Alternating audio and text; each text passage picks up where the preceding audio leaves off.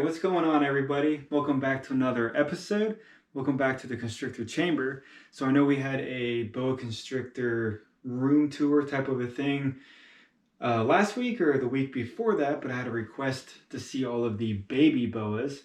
So I'm just going to go over the few smaller ones that I do have in the room.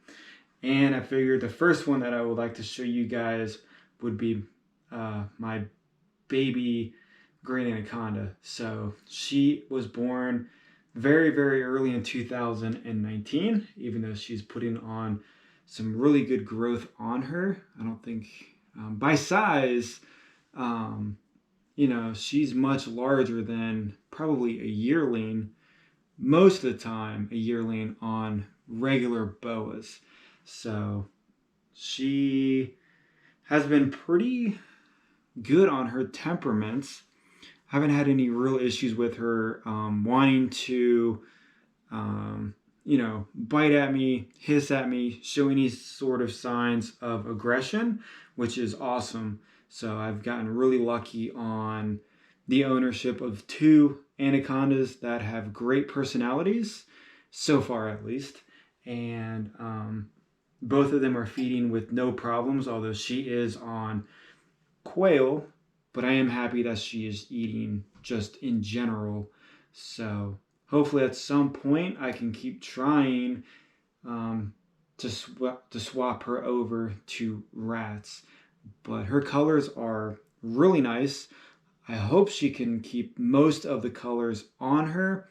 Sometimes females do darken up a lot, and some of them go almost a blackish, well, maybe not blackish, but a very, very, very dark green, where it's difficult to see the normal anaconda patterns on them. But she has very nice orange bands behind her eyes, which is awesome.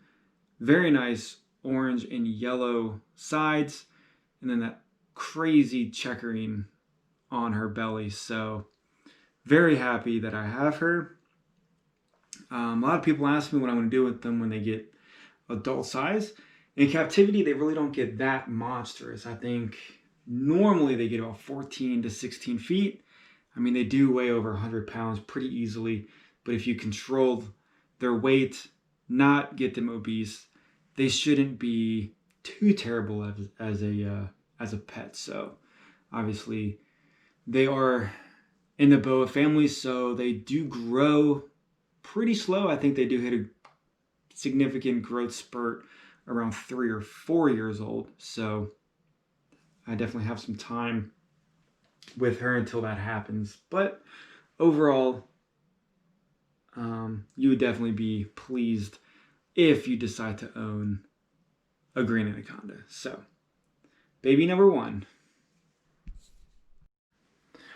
Alright, so the next one that I want to show you guys, I don't think it's technically a baby. She was born in 2017. So this is my Guyana Red Tail.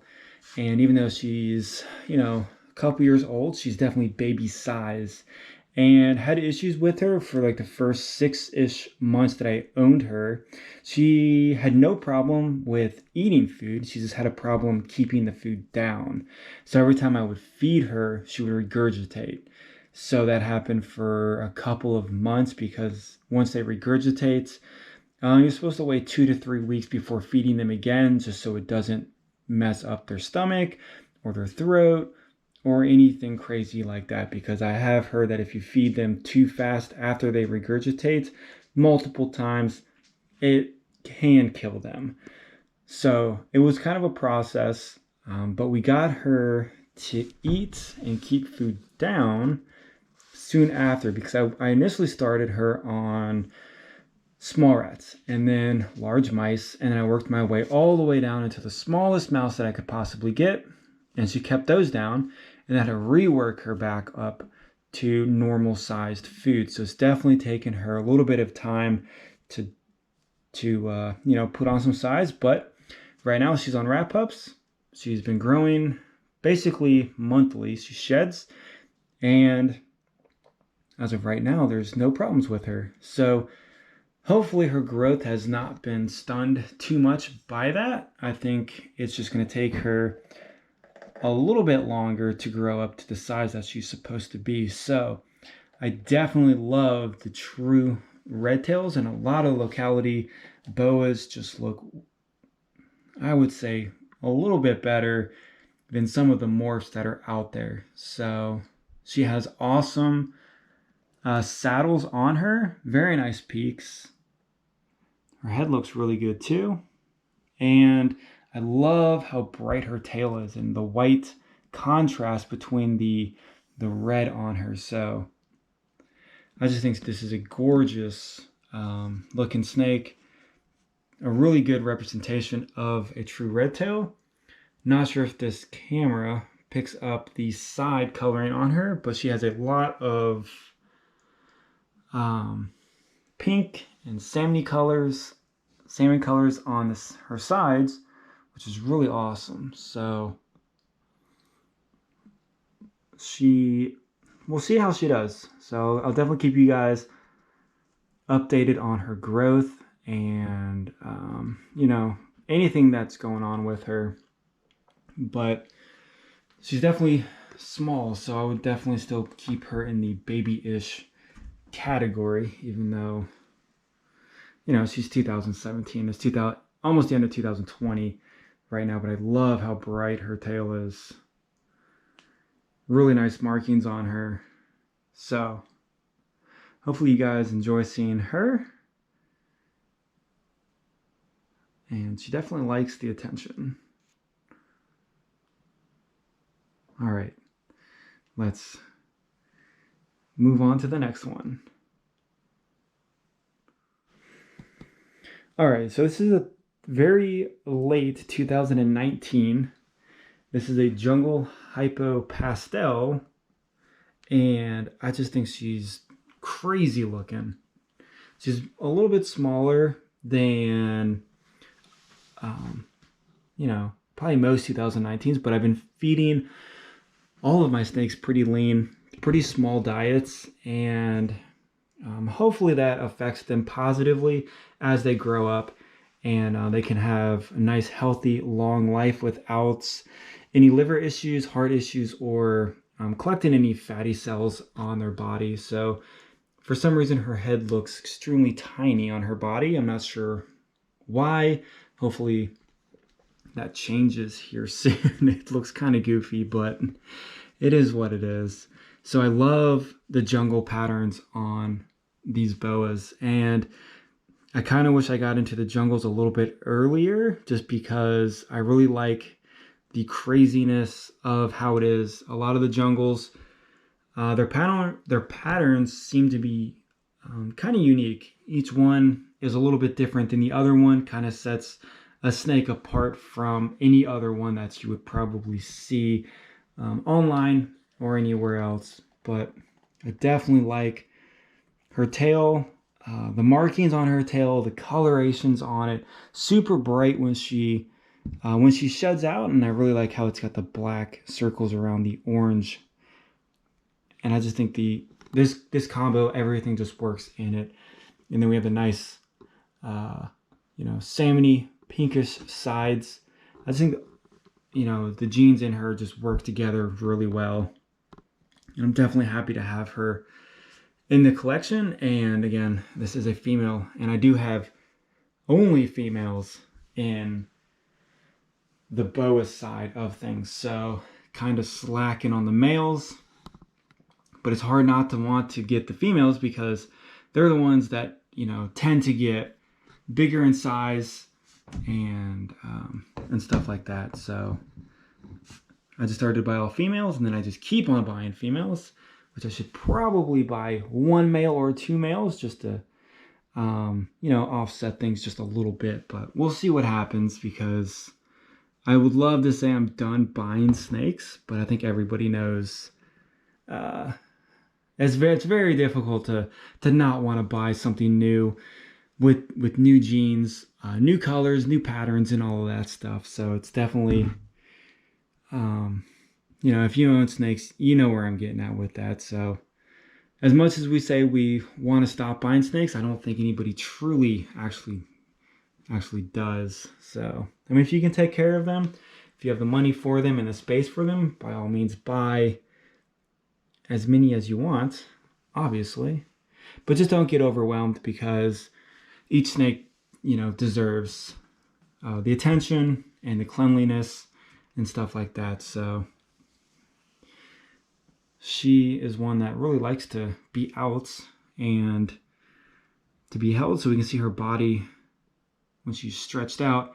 I don't think she's looking too overweight, but then again, she is a little bit smaller, and then she'll grow into her body. So I think they're pretty active when they're younger. So if you feed them a little bit too large of a meal here and there, I think they're active enough that they can burn off some of the fat or the calories that you put into them. Now the larger ones, I think that's a little bit more difficult, because they can get fatty very fast. But all right, we got to move on.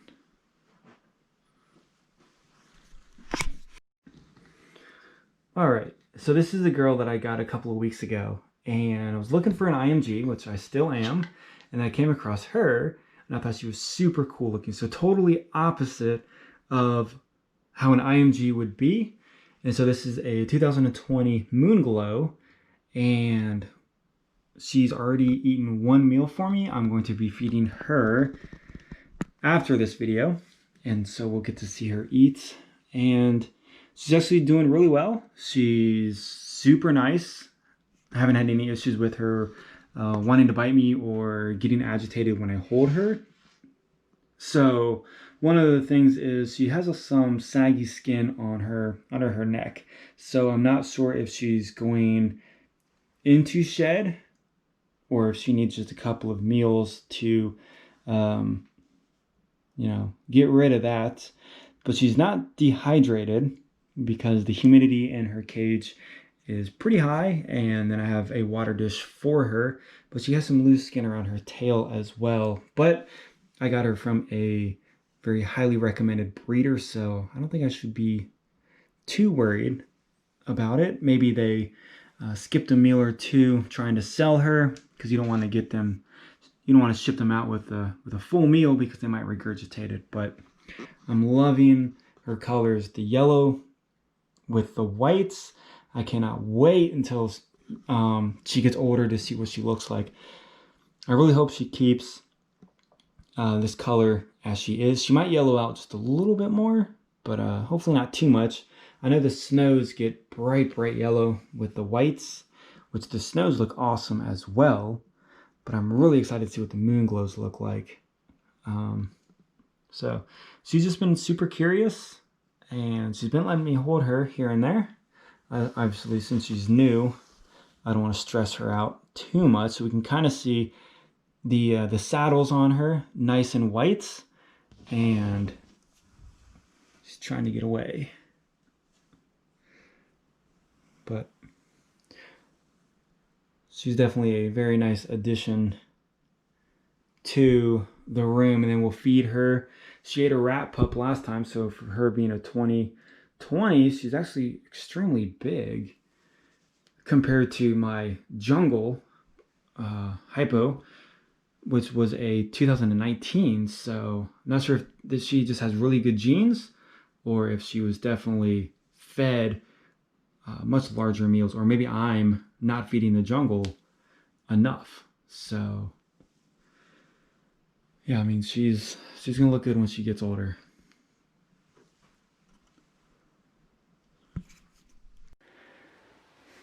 All right, so I know this isn't a boa, but she is still a baby-ish. This is the Pearl Burmese. I've had her since the very beginning of the year, January or February, since I bought her.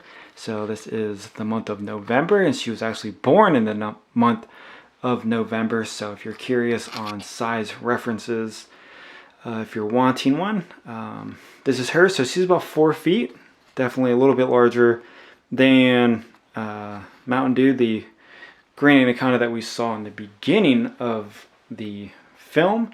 and she's putting on some size. So she's now eating small rats. So it's definitely a huge jump, you know, on the food with her being, you know, at a year compared to boas. So they definitely grow very fast, and they can grow even faster than this. I've seen 1-year-old Burmese up near 8 feet, almost 10 feet. Now I don't know if they're being power fed or what their meal is, but again, trying to keep her